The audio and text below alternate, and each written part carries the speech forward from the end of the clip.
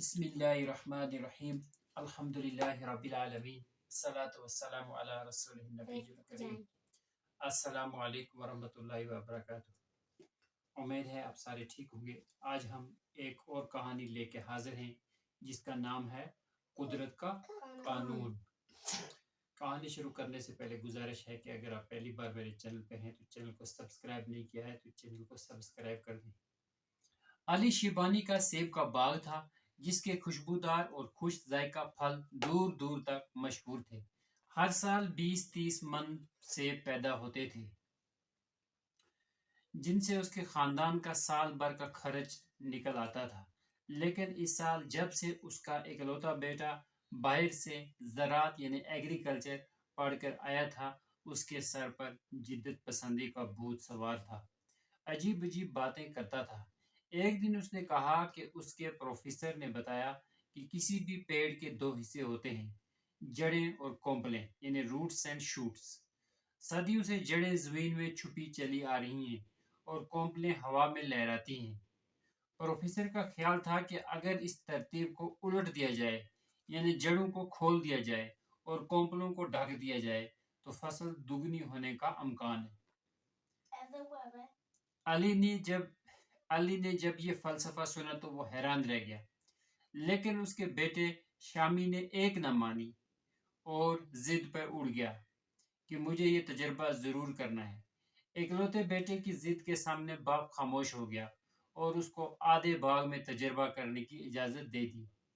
بس پھر کیا تھا، پھلوں کا موسم آتے ہی شامی نے مزدور بلوا کر آدھے باغ کے تمام پیڑوں کی جڑیں کھدوا دی اور اب وہ فصل دگنی آنے کا انتظار کرنے لگا۔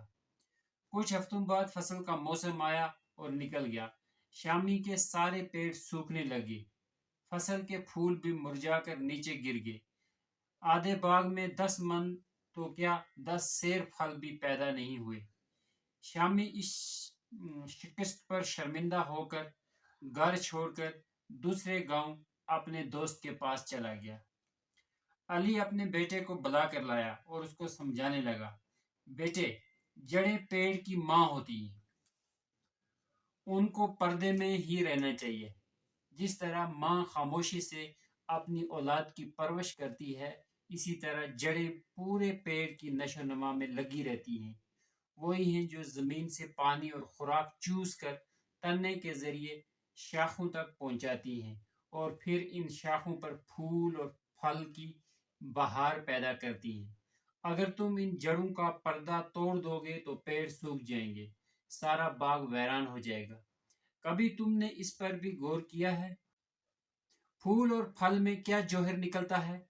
پھل کا جوہر اس کا بیج ہے، اور بیج جو کھلی فضاؤں میں پیدا ہوتا ہے پھر خاک میں دبا دیا جاتا ہے اور پھر اس سے مزیدار پھول اور پھل پیدا ہوتے ہیں۔ جڑوں کو پردے میں ہی رہنا چاہیے، یہ قدرت کا قانون ہے، کوئی انسان اس کو بدل نہیں سکتا۔ جو اس کے خلاف چلے گا اپنے باغ کو تباہ کر لے گا۔ اس نے شامی کو سمجھاتے ہوئے مزید کہا، ذرا تم انسانی زندگی کو ہی دیکھ لو۔ اللہ تعالیٰ نے انسان کو مرد اور عورت کی شکل میں پیدا کر کے ان کی ذمہ داریاں مقرر کر دیں۔ ایک انسان کے لیے اس کی ماں سب سے بلند درجہ رکھتی ہے، لیکن کوئی مرد ماں نہیں بن سکتا۔ ولادت اور رضاعت کی جو نعمت اللہ تعالیٰ نے عورت کو دی ہے، مرد اس سے محروم ہے۔ یہ قدرت کا قانون ہے، جو اس کے خلاف چلے گا تباہ ہو جائے گا۔ آج کچھ ملکوں نے اپنی عورتوں کو پردہ سے باہر لا کر کھڑا کر دیا۔ انہوں نے جڑیں کھودی، ان کے گھر برباد ہو گئے، نشیمین ویران ہو گئے، ان کی نسلیں ختم ہو گئی۔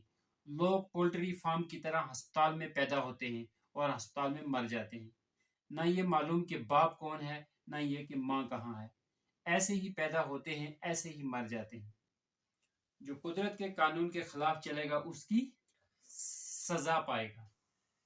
سبحانک اللہم و بحمدک و اشہد ان لا الہ الا انت استغفرک و اتوب الیک۔ سبحان ربک رب العزة عما یصفون والسلام علی المرسلین والحمد للہ رب العالمین۔